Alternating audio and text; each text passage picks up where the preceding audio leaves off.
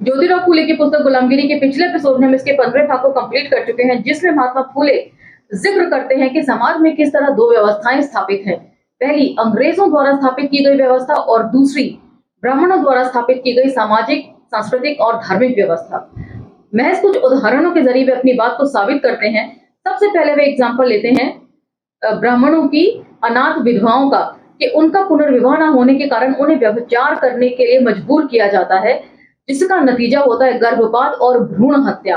और ये दोनों ही अपराध इतने जघन्य उन्होंने माने हैं कि इसके आगे मातंग और महारों द्वारा की गई चोरी डकैती वाले अपराध भी मामूली लगते हैं। उसके बाद भी जिक्र करते हैं शिक्षा विभाग का, कि यदि ब्राह्मण अपने कार्य को करने में निपुण होने के साथ साथ ईमानदार हैं, तो वे ये बात को साबित करके दिखाएं कि उन्होंने कितने अछूत बच्चों को पढ़ना लिखना सिखाया है।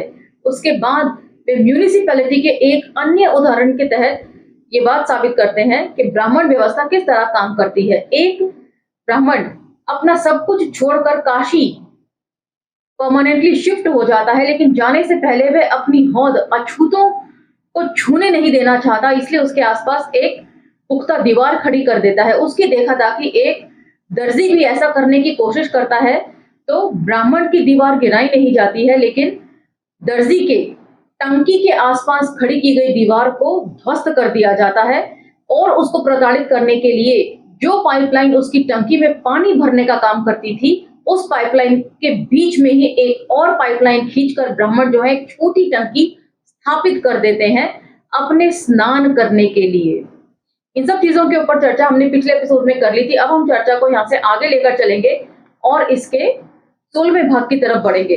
तो चलिए मेरे साथ। जय भीम, मैं शालिनी और आप देख रहे हैं अंबेडकर नामा।